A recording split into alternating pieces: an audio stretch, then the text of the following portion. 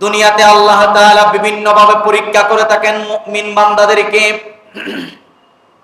যেমন আল্লাহ রাব্বুল আলামিন কোরআনুল কারীমের 2 নম্বর সূরাতুল বাকারাহ এর 155 নম্বর আয়াতে বলেন, ওয়ালা নাবলুওয়ান্নাকুম বিশাইইম মিনাল খাউফি ওয়াল জু' ওয়া নাকসিম মিনাল আমওয়ালি ওয়াল আনফুসি ওয়াস সামারাত ওয়া বাশশিরিস সাবিরিন।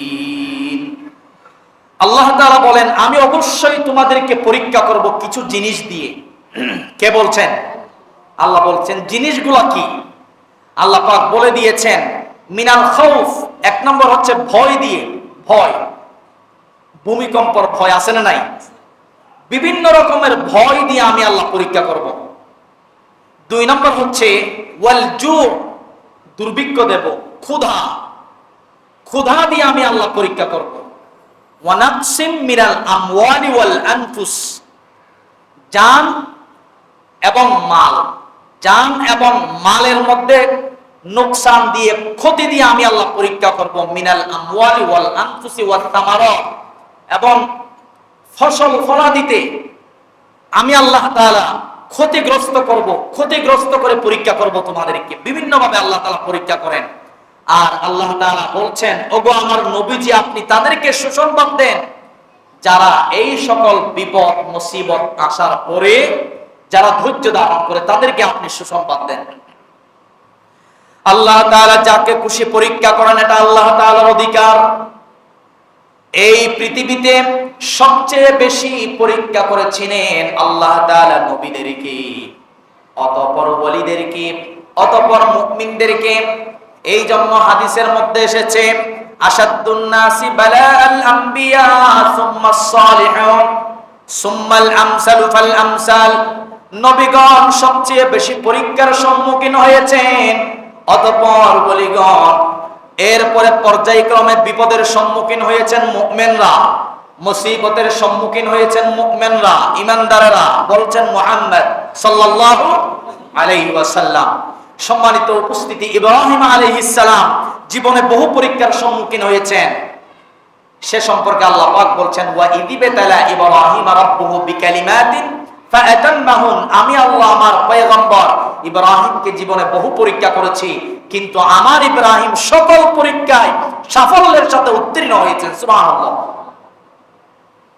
এভাবে করে সাইয়্যিদুনা আইয়ুব আলাইহিস সালামকে আল্লাহ তাআলা জটিল রূপ দিয়ে পরীক্ষা করেছিলেন। একবার আল্লাহর ফেরেশতারা আইয়ুব আলাইহিস সালামের প্রশংসা করছিলেন, পাশে ছিল শয়তান। শয়তান নারাজ হলেন। শয়তান আল্লাহর কাছে অভিযোগ দায়ের করলেন, ওগো আল্লাহ, আমাকে আপনি অধিকার দেন, শক্তি দেন, আমি আপনার নবী আইয়ুবকে ওয়াসওয়াসা দেব, আইয়ুবকে আমি যাই ইচ্ছা তাই করব। আল্লাহ তাআলারও ইচ্ছা ছিল আইয়ুব নবীকে পরীক্ষা করবেন বিপদ দিয়ে। এক বিপদ হচ্ছে রোগ, আর এক বিপদ হচ্ছে শয়তানের ওয়াসওয়াসা। 2টা বিপদ দিয়ে আল্লাহ তাআলা পরীক্ষা করবেন। শয়তানকে অর্ডার করলেন, যাও তুমি আমার নবী আইয়ুবকে যা ইচ্ছা তাই করো। তখন শয়তান অনুমতি পায়া আইয়ুব আলাইহিস সালামকে এমন ভাবে বিভিন্ন ধোঁকা অন্তরে ঢুকিয়ে দিতে লাগলো যে এক পর্যায়ে আইয়ুব আলাইহিস সালামের ছেলে, স্ত্রী সবাইকে কুমন্ত্রণা দিয়ে, ওয়াসওয়াসা দিয়ে সবাইকে আইয়ুব নবীর থেকে আলাদা করে তাদেরকে দূরে সরিয়ে দিয়েছে। এরপরেও আইয়ুব আলাইহিস সালাম, তিনি তো আল্লাহর নবী, তিনি বুঝতে পেরেছেন শয়তানের কাজ এগুলো। শয়তান যতই চেষ্টা করেছে আইয়ুব আলাইহিস সালামকে আল্লাহ তাআলার স্মরণ থেকে, আল্লাহ তাআলার ইবাদত থেকে এক চুল পরিমাণও দূরে সরাইতে পারে নাই। পরিবার চলে গিয়েছে, ছেলে সন্তান চলে গিয়েছে, মাল দৌলত সব শেষ। এরপরেও আইয়ুব আলাইহিস সালামকে আল্লাহ স্মরণ থেকে, ইবাদত থেকে দূরে সরাইতে পারে নাই। একটি হচ্ছে তাদের হাতে লাঠি থাকবে, লাঠি থাকবে তাদের হাতে, গরুর লেজের মতো আল্লাহ রাসূল উদাহরণ দিয়েছেন। গরুর লেজের মতো লাঠি থাকবে, সেই লাঠি দিয়ে মানুষের উপর অন্যায়ভাবে জুলুম করবেন, মারবে, পিটিয়ে হত্যা করবে, অনুষ্ঠান। এই প্রকার বর্তমান বাংলাদেশেই দেখা যাচ্ছে যে হাতের লাঠিওয়ালা বাহিনী আছে না, লাঠিওয়ালা বাহিনী, হাতের লাঠি আছে, মানুষের উপর হামলা করছে, ফরজ নাই। আল্লাহ রাসূল বলেছেন তাদেরকে আমি দেখিনি, সেই লাঠিওয়ালা বাহিনী আমাদের পূর্বে আসবে, তারা নিশ্চিত জাহান্নামী তাদের পছন্দ হবে। অতএব সেই লাঠিওয়ালা বাহিনী বাংলাদেশে এসেছে, বাংলাদেশেই তৈরি হয়েছে, মানুষের উপর অন্যায়ভাবে হামলা করছে, মানুষকে পিটিয়ে মারছে, তারা নিশ্চিত জাহান্নামের রাসূলের ভাষা। আল্লাহ রাসূল বলেছেন আরেকটি দল হচ্ছে নারী, এই সকল নারীরা কাপড় পরিধান করার পরেও কুলঙ্গ, কাপড় পরিধান করার পরেও কুলঙ্গ, তারা অন্যের দিকে আকৃষ্ট হয় এবং অন্যদেরও তাদের দিকে আকৃষ্ট হয়, তারাও নিচ্ছে জাহান্নামে। আল্লাহ রাসূল বলেছেন। যাই হোক, এই রাসূলের ভবিষ্যৎবাণী আমরা বাংলাদেশে দেখতে পাচ্ছি। আল্লাহ তাআলা আমাদের সবাইকে এই ফিতনা মাসাইল থেকে সকলকে ঈমান ও সঠিক করার তৌফিক দান করেন, আল্লাহ আমিন। সম্মানিত উপস্থিতি, সম্মানিত মুসলিম کرام, বিপদ মুসিবত, জটিল রোগ, দুঃখ, চিন্তা, পেরেশানি, এগুলো কেন হয়, এগুলো সম্পর্কে আজকে আমরা সংক্ষিপ্ত সময়ে কিছু কথা শুনবো ইনশাআল্লাহ। বিপদ মুসিবত, জটিল রোগ, দুঃখ, চিন্তা, পেরেশানি, এগুলো হওয়ার পিছনে বিশেষ তিনটি কারণ রয়েছে। আওয়াজ দিয়ে বলতে কয়টি কারণ? তিনটি কারণ।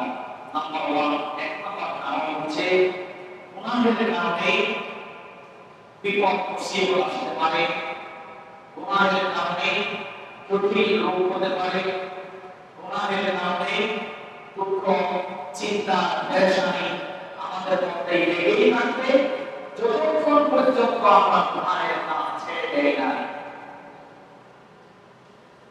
আর গুনাহসমূহের মধ্যে আল্লাহ তাআলা সমস্ত গুনাহের শাস্তি দুনিয়াতে দেন না, কিছু কিছু গুনাহের শাস্তি আল্লাহ তাআলা দুনিয়াতে দিয়ে থাকে। এবং জানি করে গুনাহের শাস্তি যখন আসার পরে সেগুলো থেকে সতর্ক হয়ে যায় এবং বান্দা আল্লাহর দিকে ফিরে আসে। এই জন্য আল্লাহ রাব্বুল আলামিন সকল প্রকার গুনাহের শাস্তি দেন না, কিছু কিছু গুনাহের শাস্তি দুনিয়াতে দিয়ে থাকেন মাত্র। আর আমাদেরকে মনে রাখতে হবে গুনাহ প্রকৃত দুই প্রকার। এক নম্বর হচ্ছে ছোট গুনাহ, দুই নম্বর বড় গুনাহ। ছোট গুনাহকে বলা হয় গুনাহে সাগীরা, আর বড় গুনাহকে বলা হয় গুনাহে কাবীরা। আমাদের নবী মুহাম্মদ রাসূলুল্লাহ সাল্লাল্লাহু আলাইহি ওয়াসাল্লাম আমাদের আয়েশা সিদ্দিকা রাদিয়াল্লাহু তাআলা বললেন, ও আয়েশা দেখো যে যেই সকল গুনাহগুলোকে তোমরা ছোট মনে করো, তুচ্ছ মনে করো, সেই ছোট এবং তুচ্ছ গুনাহগুলো থেকে তুমি এড়িয়ে থাকো। কেননা আল্লাহ রাব্বুল আলামিন ছোট তুচ্ছ গুনাহের কারণে কখনো কখনো আল্লাহ তাআলা পাকড়াও করবেন। এই জন্য আল্লাহ রাসূল আয়েশাকে সবসময় বলতেন তুচ্ছ গুনাহ, ছোট গুনাহ করা যাবে না, ছোট গুনাহ যত আল্লাহ তাআলা পাকড়াও করবেন। হাকিমুল্লাহ মাওলানা আশরাফুল্লাহ রাহমাতুল্লাহ আলাইহি তার কিতাবে লিখেন, একদিন হযরতে হাসান বসরি রাহমাতুল্লাহ আলাইহি তার কাছে কিছু লোক এসে বিভিন্ন অভিযোগ করলেন। একজন এসে বললেন, হুজুর, আমি আপনার কাছে অভিযোগ নিয়ে এসেছি। কি অভিযোগ? যে আমি বিবাহ করেছি, বহু বছর হয়ে গেছে, কিন্তু আমি বিপদে আছি, মুসিবতে আছি, যে আমার সন্তান হচ্ছে না। সন্তান কেন হচ্ছে না, এই মুসিবত থেকে, এই বিপদ থেকে কিভাবে আমি রক্ষা পাবো, সমাধান পাবো, এই জন্য এই অভিযোগ নিয়ে আপনার কাছে এসেছি। আচ্ছা বসো।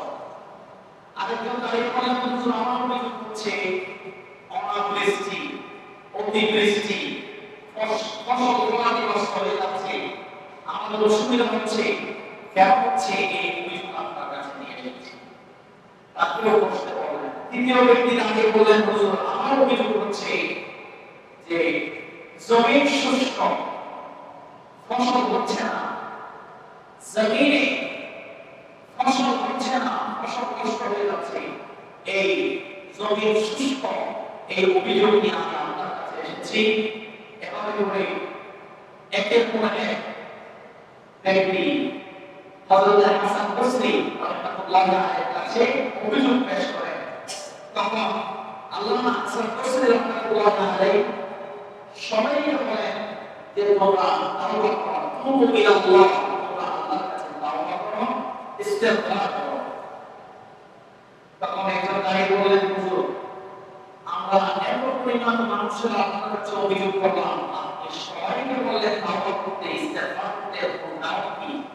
তখন আল্লামা হাসান বসরি রাহমাতুল্লাহ আলাইহি সূরা নূহ এর কিছু আয়াত পড়ে আমাদেরকে শোনালেন। তা হচ্ছে তাকুল তুস্তাগফিরু রাব্বাকুম ইন্নাহু কানা গাফফারা। আল্লাহ বলেন তোমরা তোমাদের রবের নিকট ক্ষমা চাও, নিশ্চয় আল্লাহ তাআলা হচ্ছেন মহা ক্ষমাশীল।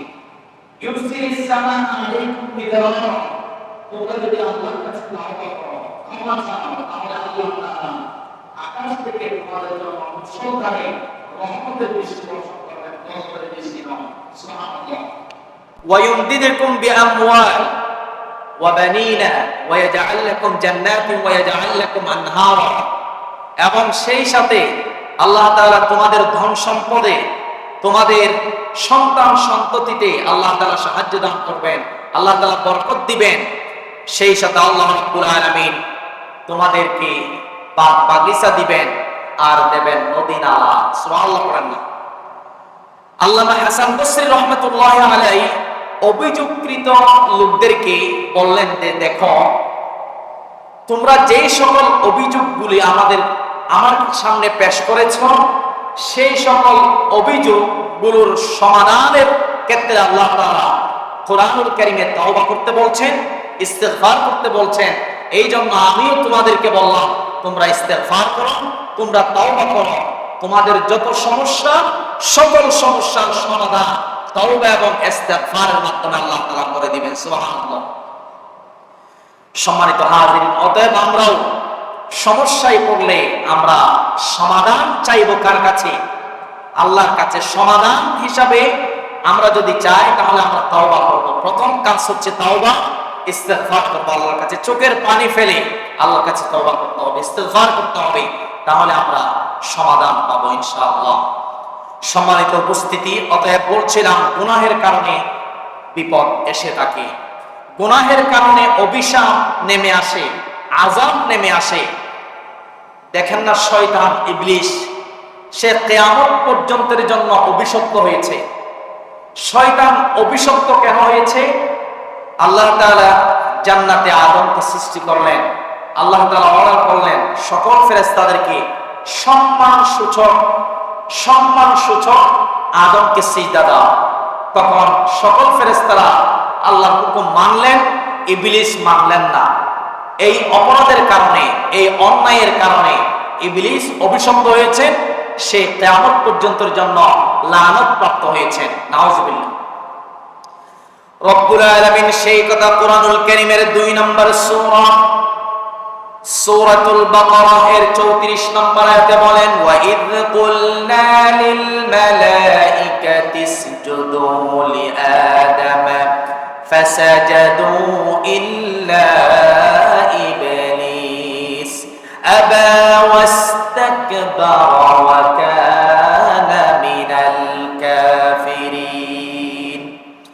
আল্লাহ তাআলা বলছেন, যখন আমি সকল ফেরেশতাদেরকে আদেশ করলাম যে তোমরা আমার আদমকে সিজদা দাও, আল্লাহর সকল ফেরেশতারা আল্লাহর হুকুম মেনে সিজদায় লুটিয়ে পড়লেন, কিন্তু ইবলিস সিজদা দিল না। সে অহংকার করল, সে অস্বীকার করল। সে অস্বীকার করার কারণে, অহংকার করার কারণে ইবলিস শয়তান অভিশপ্ত হলো এবং অস্বীকারীদের কাফেরদের অন্তর্ভুক্ত হয়ে গেল। নাউযুবিল্লাহ। এবার আল্লাহ রাব্বুল আলামিন শয়তানকে জিজ্ঞেস করলেন।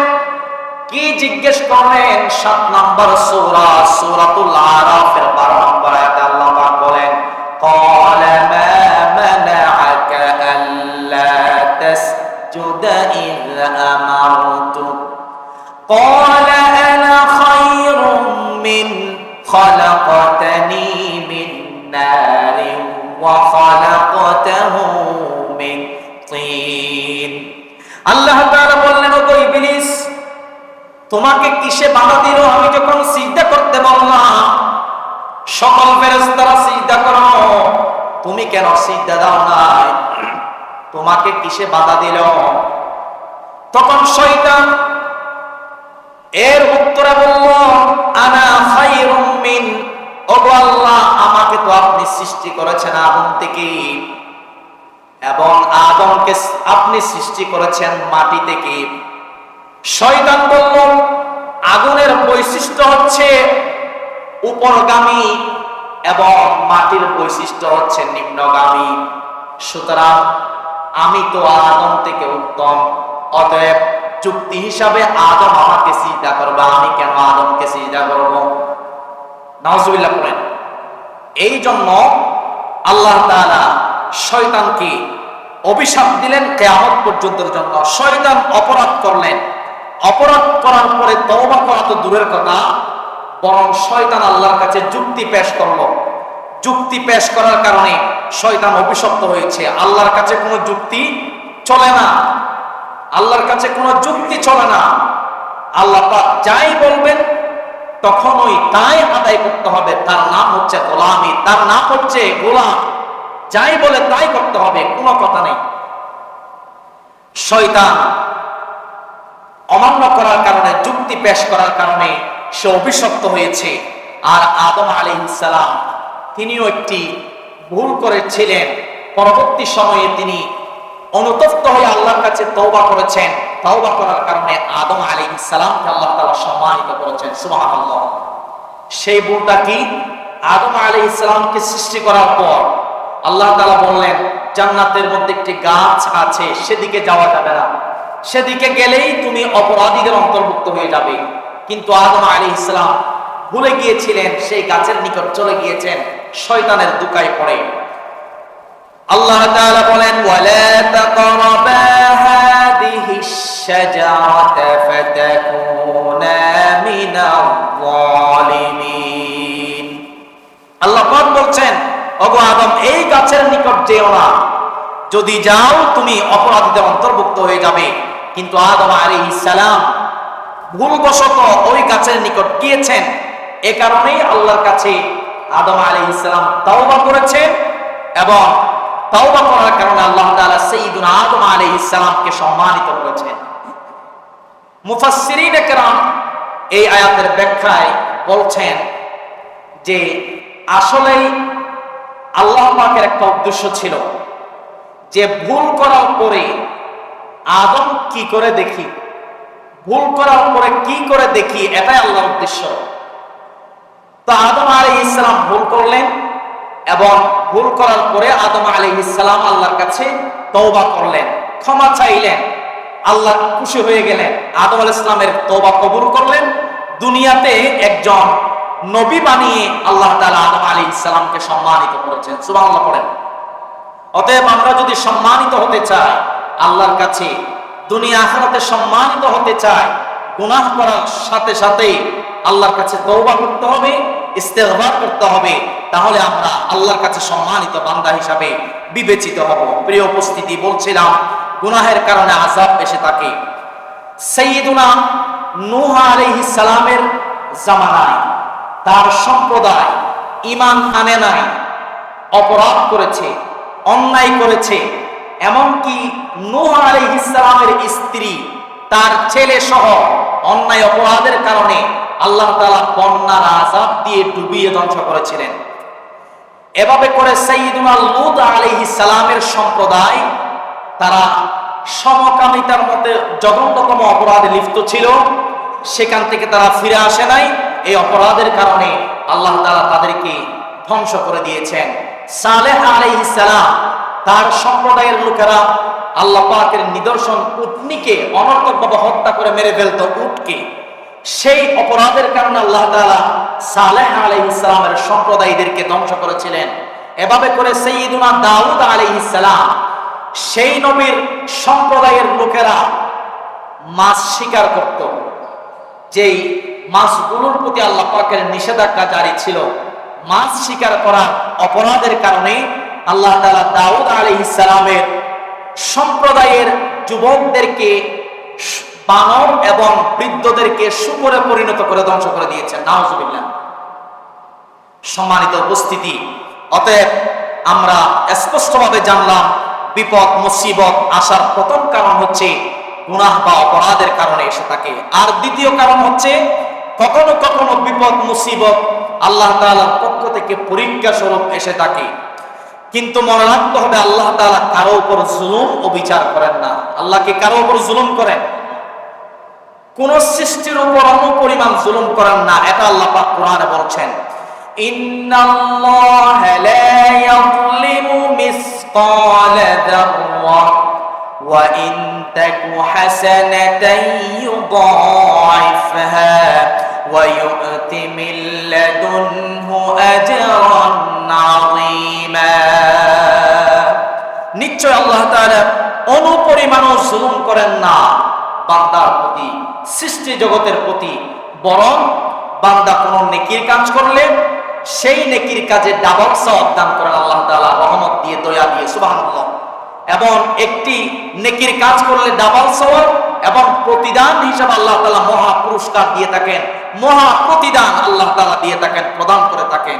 কিন্তু জুলুম করেন না আল্লাহ তাআলা, সৃষ্টির উপর অনুপরিমাণ জুলুম করেন না। তাহলে বালা মুসিবত, রোগ সুখ আসে কেন? তিন কারণে মানুষের উপর আযাব, গজব, বিপদ, মুসিবত, রোগ সুখ এসে থাকে। কয় কারণে? তিন কারণে। মনে রাখবেন, 1 নাম্বার গুনাহের কারণে, 2 নাম্বার পরীক্ষা স্বরূপ, 3 নাম্বার হচ্ছে সৎ কাজের আদেশ ও অন্যায় কাজের বাধা প্রদান যখন সমাজ থেকে উঠে যায়, তখনই আল্লাহ তাআলা বিপদ আর মুসিবত দেন, গজব দেন, আযাব দিয়ে থাকেন। দুনিয়ার মধ্যে আল্লাহ তাআলা ঈমানই পরীক্ষা করার জন্য কখনো কখনো বিপদ মুসিবত দিয়ে পরীক্ষা করেন। আর বিপদ মুসিবত আসার পরে ধৈর্য ধরে এবং পূর্ণ আল্লাহ পাকের আনুগত্যশীল বান্দা যারা হয়ে যায়, তারা আল্লাহ পাকের প্রকৃত বান্দা। বিপদ আসার পরে যারা ধৈর্য অবলম্বন করে এবং আল্লাহর প্রতি পূর্ণ আনুগত্যশীল হয়ে যায়, সেটা হচ্ছে পরীক্ষা স্বরূপ, এবং তারা হচ্ছে আল্লাহ পাকের খাস বান্দা, মুমিন বান্দা। ধৈর্য ধরলে বিপদ আসার পরে এবং আল্লাহর প্রতি আনুগত্য হয়ে গেলে, তখন আল্লাহ রাব্বুল আলামিন প্রমোশন বাড়িয়ে দিয়ে আখিরাতে মর্যাদা বাড়িয়ে দেন। এবং পরীক্ষায় যদি ফেল করেন, তাহলে আখিরাতেও তাদের জন্য কোনো প্রতিদান থাকবে না, দুনিয়াতেও কোনো সম্মান থাকবে না। দুনিয়াতে আল্লাহ তাআলা বিভিন্ন ভাবে পরীক্ষা করে থাকেন মুমিন বান্দাদেরকে। যেমন আল্লাহ রাব্বুল আলামিন কোরআনুল কারীমের 2 নম্বর সূরাতুল বাকারাহ এর 155 নম্বর আয়াতে বলেন, ওয়ালা নাবলুওয়ান্নাকুম বিশাইইম মিনাল খাউফি ওয়াল জু' ওয়া নাকসিম মিনাল আমওয়ালি ওয়াল আনফুসি ওয়াস সামারাত ওয়া বাশশিরিস সাবিরিন। আল্লাহ তাআলা বলেন, আমি অবশ্যই তোমাদেরকে পরীক্ষা করব কিছু জিনিস দিয়ে। কে বলছেন? আল্লাহ বলছেন। জিনিসগুলো কি? আল্লাহ পাক বলে দিয়েছেন, মিনাল খাউফ, 1 নম্বর হচ্ছে ভয় দিয়ে। ভয়, ভূমিকম্পর ভয় আছে না নাই? বিভিন্ন রকমের ভয় দিয়ে আমি আল্লাহ পরীক্ষা করব। 2 নম্বর হচ্ছে ওয়াল জু, দুর্ভিক্ষ দেব, ক্ষুধা দিয়ে আমি আল্লাহ পরীক্ষা করব। ওয়া নাকসিম মিনাল আমওয়ালি ওয়াল আনফুস, জান এবং মালের মধ্যে নোকসান দিয়ে, ক্ষতি দিয়ে আমি আল্লাহ পরীক্ষা করব। মিনাল আমওয়ালি ওয়াল আনফুসি ওয়াত তামারাত, এবং ফসল ফলাদিতে আমি আল্লাহ তাআলা ক্ষতিগ্রস্ত করে পরীক্ষা করব তোমাদেরকে। বিভিন্ন ভাবে আল্লাহ তাআলা পরীক্ষা করেন। আর আল্লাহ তাআলা বলছেন, ওগো আমার নবীজি, আপনি তাদেরকে সুসংবাদ দেন যারা এই সকল বিপদ মুসিবত আসার পরে যারা ধৈর্য ধারণ করে, তাদেরকে আপনি সুসংবাদ দেন। আল্লাহ তাআলা যাকে খুশি পরীক্ষা করেন, এটা আল্লাহ তাআলার অধিকার। এই পৃথিবীতে সবচেয়ে বেশি পরীক্ষা করেছিলেন আল্লাহ তাআলা নবীদেরকে, অতঃপর ওলিদেরকে, অতঃপর মুমিনদেরকে। এই জন্য হাদিসের মধ্যে এসেছে, আশাদ্দুন নাসি বালাআল আম্বিয়া সুম্মাস সালিহুন সুম্মাল আমসালু ফাল আমসাল। নবীগণ সবচেয়ে বেশি পরীক্ষার সম্মুখীন হয়েছেন, অতঃপর ওলিগণ, এরপরে পর্যায়ক্রমে বিপদের সম্মুখীন হয়েছেন মুমিনরা, মুসিবতের সম্মুখীন হয়েছেন মুমিনরা, ঈমানদারেরা, বলছেন মুহাম্মদ সাল্লাল্লাহু আলাইহি ওয়াসাল্লাম। সম্মানিত উপস্থিতি, ইব্রাহিম আলাইহিস সালাম জীবনে বহু পরীক্ষার সম্মুখীন হয়েছেন। সে সম্পর্কে আল্লাহ পাক বলছেন, ওয়া ইযিবতালা ইব্রাহিম রাব্বুহু বিকালিমাতিন ফাআতাম্মাহুন। আমি আল্লাহ আমার পয়গম্বর ইব্রাহিমকে জীবনে বহু পরীক্ষা করেছি, কিন্তু আমার ইব্রাহিম সকল পরীক্ষায় সাফল্যের সাথে উত্তীর্ণ হয়েছেন। সুবহানাল্লাহ। এভাবে করে সাইয়্যিদুনা আইয়ুব আলাইহিস সালামকে আল্লাহ তাআলা জটিল রূপ দিয়ে পরীক্ষা করেছিলেন। একবার আল্লাহর ফেরেশতারা আইয়ুব আলাইহিস সালামের প্রশংসা করছিলেন, পাশে ছিল শয়তান নারাজ হলেন। শয়তান আল্লাহর কাছে অভিযোগ দায়ের করলেন, ওগো আল্লাহ, আমাকে আপনি অধিকার দেন, শক্তি দেন, আমি আপনার নবী আইয়ুবকে ওয়াসওয়াসা দেব, আইয়ুবকে আমি যাই ইচ্ছা তাই করব। আল্লাহ তাআলারও ইচ্ছা ছিল আইয়ুব নবীকে পরীক্ষা করবেন বিপদ দিয়ে। এক বিপদ হচ্ছে রোগ, আর এক বিপদ হচ্ছে শয়তানের ওয়াসওয়াসা। 2টা বিপদ দিয়ে আল্লাহ তাআলা পরীক্ষা করবেন। শয়তানকে অর্ডার করলেন, যাও তুমি আমার নবী আইয়ুবকে যা ইচ্ছা তাই করো। তখন শয়তান অনুমতি পায়া আইয়ুব আলাইহিস সালামকে এমন ভাবে বিভিন্ন ধোঁকা অন্তরে ঢুকিয়ে দিতে লাগলো যে এক পর্যায়ে আইয়ুব আলাইহিস সালামের ছেলে, স্ত্রী সবাইকে কুমন্ত্রণা দিয়ে, ওয়াসওয়াসা দিয়ে সবাইকে আইয়ুব নবীর থেকে আলাদা করে তাদেরকে দূরে সরিয়ে দিয়েছে।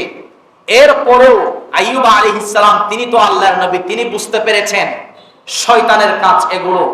শয়তান যতই চেষ্টা করেছে আইয়ুব আলাইহিস সালামকে আল্লাহ তাআলার স্মরণ থেকে, আল্লাহ তাআলার ইবাদত থেকে এক চুল পরিমাণও দূরে সরাইতে পারে নাই। পরিবার চলে গিয়েছে, ছেলে সন্তান চলে গিয়েছে, মাল দৌলত সব শেষ। এরপরেও আইয়ুব আলাইহিস সালামকে আল্লাহ স্মরণ থেকে, ইবাদত থেকে দূরে সরাইতে পারে নাই। সম্মানিত উপস্থিতি, আইয়ুব আলাইহিস সালাম, মুফাসসিরিনে কেরাম বলেন, আইয়ুব আলাইহিস সালাম ভীষণ রোগাক্রান্ত হয়ে পড়লেন, তার সর্বাঙ্গে ফোঁড়া উঠলো। এক পর্যায়ে আইয়ুব আলাইহিস সালামের সারা শরীরে ফোঁকা ধরলো, ফোঁড়ার মধ্যে ফোঁকা ধরে গেল, সমস্ত শরীরে ফোঁকা। এর পরেও আইয়ুব আলাইহিস সালাম এক মুহূর্তের জন্য আল্লাহর কাছে অভিযোগ দায়ের করেনি, এবং তার একজন স্ত্রী শুধুমাত্র তার পাশে ছিলেন, তিনি হচ্ছেন রহিমা। সেই স্ত্রীর নাম তাফসিরে এসেছে রহিমা। তিনি ছিলেন হযরত ইউসুফ আলাইহিস সালামের নাতনি। রহিমাকে বিবাহ করেছিলেন আইয়ুব আলাইহিস সালাম। সেই রহিমা, তিনি পাশে ছিলেন, আর বাকি সবাই তার কাছ থেকে চলে গিয়েছে। যেহেতু এই রোগটা দীর্ঘ 7 বছর যাবত ছিল, দীর্ঘ মেয়াদী হওয়ার কারণে যেহেতু রোগ ভালো হচ্ছে না, সমস্ত শরীরে ফোঁড়া এবং ফোঁকা, তার কাছে কে থাকবেন, সবাই চলে গেল। কিন্তু রহিমা তার স্ত্রী ছেড়ে চলে যান নাই। বাহিরে মানুষের বাড়িতে কাজ করে এনে আহার সংগ্রহ করে অসুস্থ স্বামীর মুখে খাবার তুলে দিয়েছেন রহিমা। সুবহানাল্লাহ পড়েন। রহিমা ছেড়ে যান নাই। সুতরাং সবাই ছেড়ে চলে গিয়েছেন। একদিন আইয়ুব আলাইহিস সালামের শরীর থেকে একটি পোকা মাটিতে পড়ে যায়। সেই পোকাটি ধরে আবার গায়ের মধ্যে, শরীরের মধ্যে তুলে দিয়েছেন। বলছেন, ওগো পোকা, কোথায় যাচ্ছ? আল্লাহ তাআলা তো তোমাকে খেতে পাঠিয়েছেন, ভালো করে খাও। সুবহানাল্লাহ পড়েন না? যখন পোকাটা তুলে দিয়েছেন, ক্ষত স্থানে এমন ভাবে জোরে কামড় দিলেন, আইয়ুব আলাইহিস সালাম ব্যথা অনুভূত হলেন এবং আল্লাহর কাছে দোয়া করলেন। কি দোয়া করলেন? ওয়াজকুর আবাদানা আইয়ুব ইয নাদা রাব্বাহু আন্নী মাসসানিয়াশ শাইতানু বিনুসবিন ওয়া আযাব। আইয়ুব আলাইহিস সালাম আল্লাহর কাছে কি দোয়া করলেন? আল্লাহ পাক বলছেন, আমার বান্দা আইয়ুবের কথা তোমরা স্মরণ করো। যখন আইয়ুব আমার কাছে আহ্বান করেছিল যে শয়তান আমাকে কষ্ট দিচ্ছে, ওয়াসওয়াসা দিচ্ছে, শয়তান আমাকে যন্ত্রণার মাঝে ফেলেছে, পরবর্তী আয়াতে আল্লাহ পাক বলছেন, উরকুদ বিরিজলিক হাদা মুক্তাসালুম বারিদুম ওয়া শারাব। আল্লাহ তাআলা আইয়ুব আলাইহিস সালামের দোয়া কবুল করলেন এবং বলছেন, ওগো আইয়ুব, তুমি তোমার পা দিয়ে মাটিতে আঘাত করো, আঘাত করলে একটি ঝর্ণা হবে, সেই ঝর্ণা থেকে যে পানিগুলো বের হবে, বারিদুম, উরকুদ বিরিজলিক হাদা মুক্তাসালুম বারিদ। মুক্তাসালুম শব্দের অর্থ হচ্ছে গোসল করা, বারিদ অর্থ হচ্ছে পানি, ঠান্ডা পানি। সেই ঝর্ণার পানিগুলো ঠান্ডা হবে, তোমার গোসলের জন্য খুব আরামদায়ক হবে। ওয়াশারাব, এবং পান করার জন্য তোমার জন্য আরামদায়ক হবে। এবার আপনার সাইয়্যিদুনা আইয়ুব আলাইহিস সালাম আল্লাহ পাকের নির্দেশ অনুযায়ী তার পা দিয়ে মাটিতে আঘাত করলেন, সঙ্গে সঙ্গে ঝর্ণা প্রবাহিত হয়ে গেল। সুবহানাল্লাহ। এবার সেই ঝর্ণার পানি দিয়ে সুন্দর করে গোসল করলেন। গোসল করার সাথে সাথে সমস্ত পোকা পড়ে গেল, শরীর আল্লাহর কুদরতে সুস্থ হয়ে গেল, আগের মতো সুস্বাস্থ্যে ফিরে গেল, এমনকি মনের দুঃখ দুর্দশাও পর্যন্ত চলে গেল। সুবহানাল্লাহ। এবং সেই ঝর্ণা থেকে আইয়ুব আলাইহিস সালাম পানি পান করলেন। আল্লাহ তাআলার পক্ষ থেকে এই আদেশটি ছিল আইয়ুব আলাইহিস সালামের প্রতি। আইয়ুব আলাইহিস সালাম রোগাক্রান্ত থাকা অবস্থায় শয়তান একদিন রহিমার কাছে এসেছিলেন, বিবি রহিমার কাছে ওয়াসওয়াসা দেওয়ার জন্য, যে তুমি তোমার স্বামীকে একটি কথা বলবে, আমি তোমার স্বামীকে সুস্থ করতে পারবো, তবে তুমি তোমার স্বামীকে বলবে যে তোমাকে সম্পূর্ণভাবে সুস্থ করেছেন, আরোগ্য দিয়েছেন যে অমুক চিকিৎসক। চিকিৎসক তো শেফা দেওয়ার মালিক নয়, চিকিৎসক তো রোগ ভালো করার মালিক নয়। রোগ ভালো করার মালিক কে? আল্লাহ তাআলা। রোগ দেওয়ার মালিকও আল্লাহ, আবার রোগ থেকে ভালো করার মালিকও কে? এই জন্য শয়তান ফেস লাগাইতে চেয়েছিলেন বিবির মাধ্যমে। মহিলা মানুষ, মহিলাদের অন্তত নরম থাকে। এই কথা বলার পরে আইয়ুব আলাইহিস সালামের কাছে আসলেন, বললেন যে আপনাকে একজন ডাক্তার আসবে, চিকিৎসা করবে, আপনি ভালো হয়ে যাবেন, কিন্তু আপনাকে স্বীকার করতে হবে যে আপনাকে আরোগ্য দেওয়ার মালিক হচ্ছেন ওই চিকিৎসক।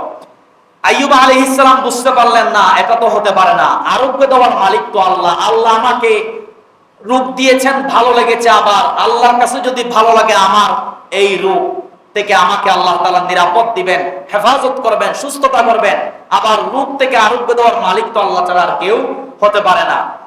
বিবি রহিমা এই কথা বলার কারণে আইয়ুব আলাইহিস সালাম কিছুটা রাগান্বিত হয়েছিলেন এবং রাগান্বিত হয়ে তাকে 100টি বেত্রাঘাত করার জন্য পর্যন্ত প্রস্তুত হয়ে গিয়েছিলেন। সম্মানিত উপস্থিতি, সুতরাং বলছিলাম যে আমাদের উপর যে সকল বিপদ মুসিবত আসে, এগুলো কখনো কখনো গুনাহের কারণে আসে, আবার কখনো কখনো আল্লাহ পাকের পক্ষ থেকে পরীক্ষা স্বরূপ এসে থাকে। আইয়ুব আলাইহিস সালামের কাছে যেই রোগটা এসেছিল, এটা কি বিপদ না পরীক্ষা? এটা আল্লাহর পক্ষ থেকে পরীক্ষা ছিল, বিপদ ছিল না। সেই পরীক্ষায় আইয়ুব আলাইহিস সালাম উত্তীর্ণ হয়েছিলেন। এভাবে করে আল্লাহ তাআলা হযরত সুলাইমান আলাইহিস সালামকেও পরীক্ষা করেছিলেন এবং সুলাইমান আলাইহিস সালাম সেই পরীক্ষায় সাফল্যের সাথে উত্তীর্ণ হয়েছেন।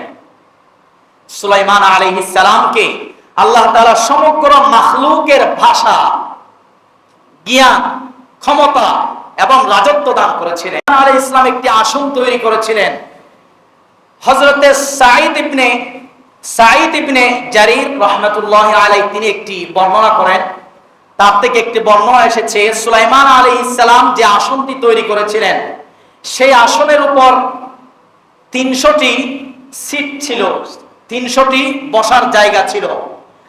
সুলাইমান আলাইহিস সালাম বড় সিংহাসন মাঝখানে ছিল, সেখানে বসতেন। সামনে ইমানদার মুসলমানেরা বসতেন, ইমানদার মানুষেরা বসতেন, পিছনে ইমানদার জিন জাতিরা বসতেন।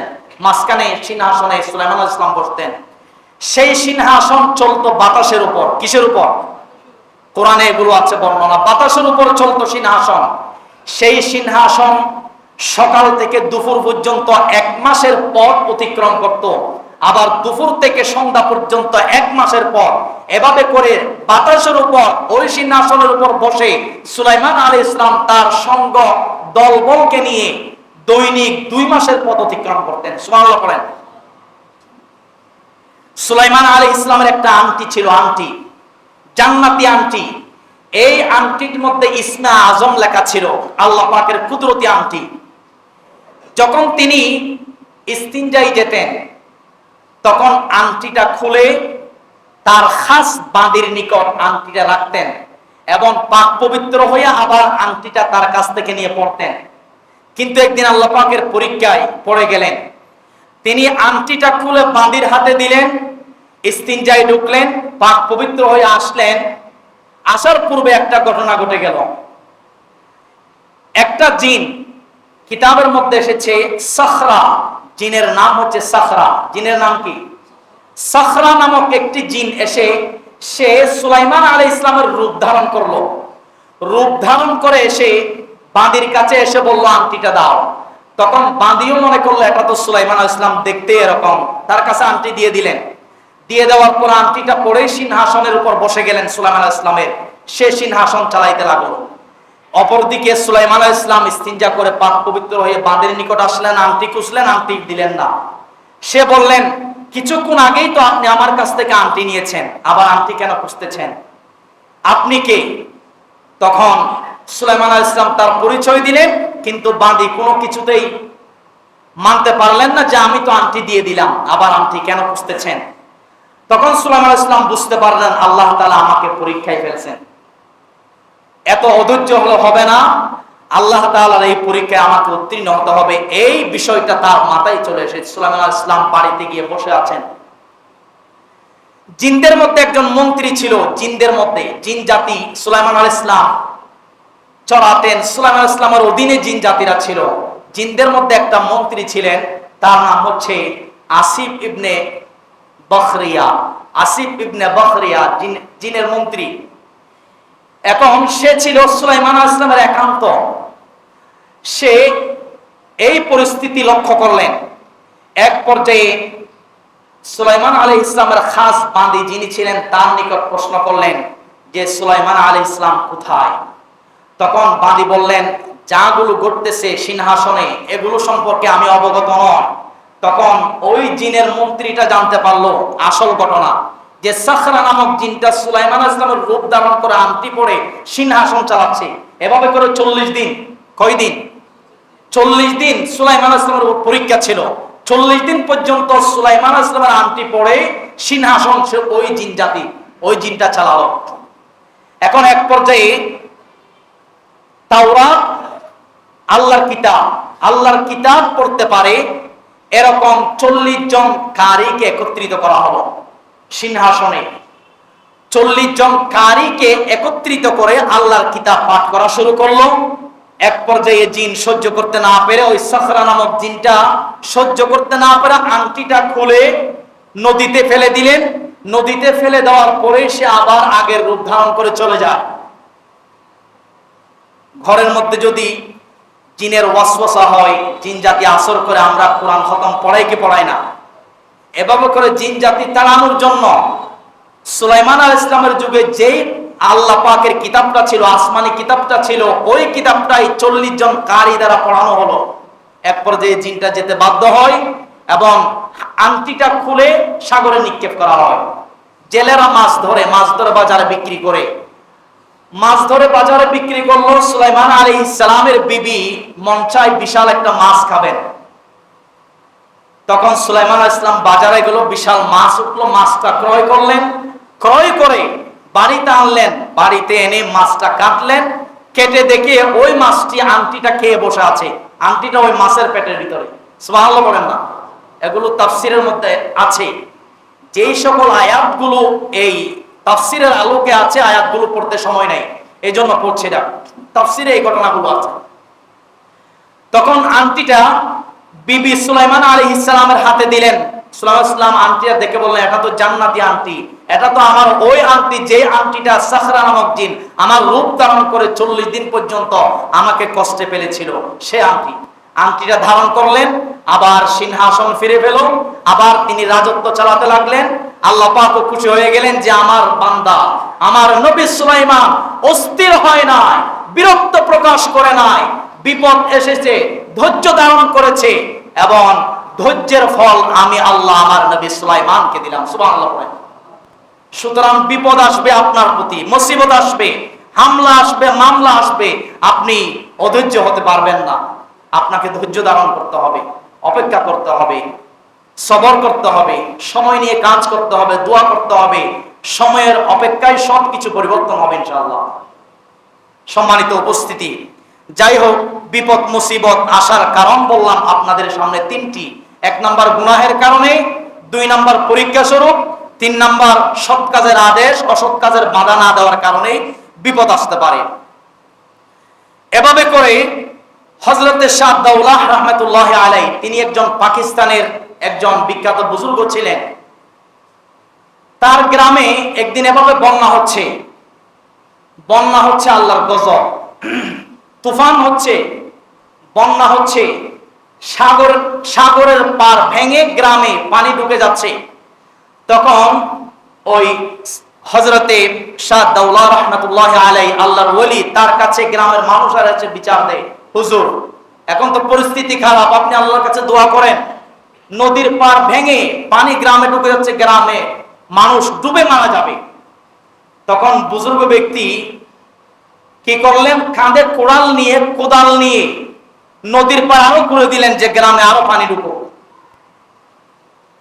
বুজুর্গ ব্যক্তি বলেন, মাওলা জিদর চাহে শাহ দৌলা ইদর জাহে, অর্থাৎ আল্লাহ তাআলা যা চান, আমি আল্লাহ পাকের সেই ইচ্ছায় আমি বিপদগামী হতে পারি না, আল্লাহ পাকের ইচ্ছায় আমি অন্যভাবে যেতে পারি না, আল্লাহ পাক যা চাইবেন তাই হবে। তিনি তা বলছেন সমাজের লোকদেরকে। এই কথাটা তিনি গ্রামের লোকদেরকে বলছেন, অর্থাৎ তিনি বুঝাতে চেয়েছিলেন আল্লাহ তাআলা যদি গজব দিতে চান, সেই আল্লাহর গজবে আমি আর তুমিকে ঠেকানোর জন্য। পৃথিবীর কেউ নমরুদ ঠেকাইতে পারে নাই আল্লাহর আযাব আর গজব যখন এসেছে। ফেরাউন ঠেকাইতে পারে নাই, নমরুদ ঠেকাইতে পারে নাই, কারুন পৃথিবীর বিখ্যাত সম্পদশালী ছিল, তাকে তার সম্পদে ঠেকাইতে পারে নাই আল্লাহর গজব যখন চলে এসেছে। সুতরাং আমাদের অন্যায় অপরাধের কৃতকর্মের মাত্রা ছড়িয়েছে, আল্লাহর গজব আসতেছে সমাজের দিকে, সেই গজব ঠেকিয়ে দেওয়ার আমি বুজুর্গ হলো আমি কি? তিনি তাই সমাজের মানুষদেরকে বুঝাতে চেয়েছিলেন। সম্মানিত উপস্থিতি, অতএব আগেই গুনাহের কাজ, অপরাধের কাজ ছাড়তে হবে, এরপরেই বিপদ মুসিবত উঠে যাবে। সুবহানাল্লাহ পড়েন। সম্মানিত উপস্থিতি, সময়ও শেষের দিকে, শেষ হয়ে যাচ্ছে। বলছিলাম বিপদ মুসিবত কেন আসে। এই দুনিয়াটা আসলেই মুমিনদের জন্য কারাগার, আর দুনিয়া সিজনুল মুমিন ওয়া জান্নাতুল কাফির, দুনিয়াটা মুমিনদের জন্য কয়েদখানা। দুনিয়াতে প্রকৃত কেউ সুখী নয়, প্রকৃত সুখ হচ্ছে বেহেশতে। প্রকৃত সুখ কোথায়? বেহেশতে। এক ব্যক্তি খিজির আলাইহিস সালামের কাছে এসে বলে, হুজুর আমি যেন দুনিয়ায় সুখীভাবে থাকতে পারি, দুনিয়াতে যেন আমার উপর কোনো বিপদ আর মুসিবত না আসে, আপনি দোয়া করেন। খিজির আলাইহিস সালাম বলছেন, তোমার দোয়া চাওয়ার নিয়মটা শুদ্ধ নয়, বরং তুমি এক দোয়া চাইবে এভাবে, তোমার কাছে পৃথিবীতে যাকে সবচেয়ে খুশি মনে হয় তার মতো যেন তুমি সুখী হও, এরকম দোয়া চাইবে আমার কাছে।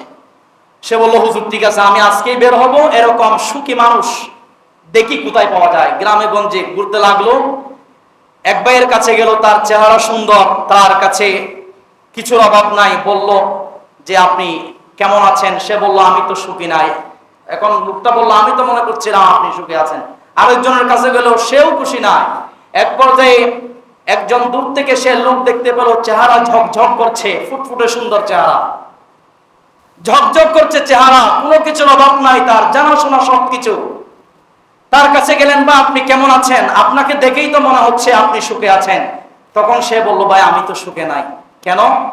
ভাই আমার সবকিছু আছে, কোনো কিছুর অভাব নাই, শুধু একটাই অভাব, আমি দুঃখে আছি। কেন জানেন?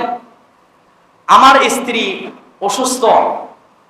স্ত্রী অসুস্থ হওয়ার কারণে আমি চিন্তায় মগ্ন হয়ে আছি। স্ত্রী এক পর্যায়ে আমাকে বললেন যে চিন্তিত হওয়ার কোনো কারণ নেই, আমি মারা গেলেও তুমি আরেকটা মেয়ে বিবাহ করতে পারবে, আরো হাজার বউ তোমার জন্য আছে, আমার জন্য চিন্তা করে লাভ নাই। এখন বিবি যেই কারণেই, যেই রোগে আক্রান্ত, ধরেন তার 2টা কিডনি নষ্ট, তো আমি কি করলাম? স্ত্রীকে বেশি মহাব্বত করি, আমি বললাম আমি সবচেয়ে পৃথিবীতে তোমাকেই বেশি মহাব্বত করি, আমি কেন আরেকজন মেয়ে ঘরে তুলবো? তোমাকে যেহেতু সবচেয়ে ভালোবাসি, প্রয়োজনে গায়ের শরীরের রক্ত দেব, কিডনি দেব। একটা কিডনি তার কাছে দিলেন, বা শরীরের একটি অংশ তার কাছে দিলেন। দেওয়ার পর স্ত্রী যখন সুস্থ হলো, সুস্থ হওয়ার পর আবার কিছুদিন পর আমি আস্তে আস্তে অসুস্থ হয়ে যাচ্ছি, আবার স্ত্রী আমার থেকে দূরে সরে গেছে। ভাই আমি কিভাবে আর সুখী হব? এই বেচারা সুখী মানুষ না পাইয়া পৃথিবীতে খিজির ইসলামের কাছে দৌড় দিয়া গেল, হুজুর আমি তো সুখী মানুষ পৃথিবীতে পাই নাই, অনেক খোঁজাখুঁজি করছি, হুজুর আমার জন্য দোয়া করেন, ঈমানের সাথে যেন যেতে পারি এবং প্রকৃত সুখ যেন আমি জান্নাতের অনুভব করতে পারি, জান্নাতে যেন আমি প্রকৃত সুখ পাই, সেই দোয়াই আমার জন্য করেন। খিজির ইসলাম বলেছেন, এবার তুমি শুদ্ধ দোয়া করেছো। সম্মানিত উপস্থিতি, যাই হোক, এভাবে করে অনেক কথা আছে, সময় শেষ হয়ে গেছে। আল্লাহ রাব্বুল আলামিন আমাদের সবাইকে আমল করার তৌফিক দান করুন। আমরা পড়ি আমিন। আসসালামু আলাইকুম ওয়া রাহমাতুল্লাহ।